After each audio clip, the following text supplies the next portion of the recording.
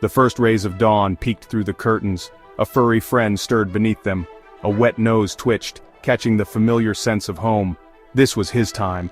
The time for his favorite humans to wake up. He padded over to the bed, his tail thumping softly against the floor. A gentle whine escaped his throat. He nudged his human's hand with his nose. Time for morning cuddles. The human stretched, a smile spreading across their face. "Good morning, boy," she mumbled, scratching behind his ears. The dog's tail went into overdrive, thumping a happy rhythm against the mattress. He knew what came next. The leash. He ran to the door, his entire body vibrating with excitement. It was time for their morning walk.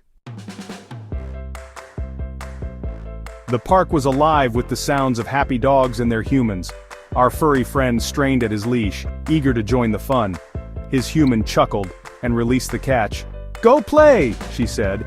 He shot off like a furry rocket. The wind ruffled his fur as he bounded across the grass. He joined a group of dogs, their tails wagging furiously as they greeted each other with playful nips and joyful barks. Then his human threw it. The ball! He loved the ball. He chased after it with boundless energy, his tongue lolling out in pure joy. He caught it. Proudly he trotted back, dropping the slobbery ball at his human's feet, ready for another round. After the park came the best part, exploring the neighborhood. Every lamppost held a secret message. Every blade of grass whispered stories of the creatures who had been there before. His nose worked overtime, sniffing out each and every scent. He followed his human, his tail held high, stopping every few steps to investigate something interesting. A discarded crisp packet, a fragrant flower, the trail of a squirrel. The world was full of wonders. His human chuckled. "What is it, boy?" she asked, following his gaze. He barked happily, his tail wagging as if to say, "Just smelling the roses, or at least the tree they fell from."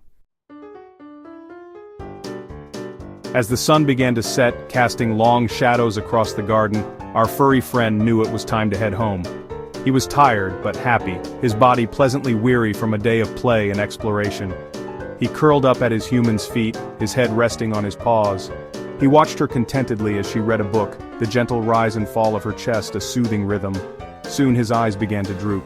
He drifted off to sleep, his dreams filled with chasing squirrels, playing fetch, and the comforting scent of his beloved human. Tomorrow would be another day, full of new adventures and familiar joys, and he couldn't wait.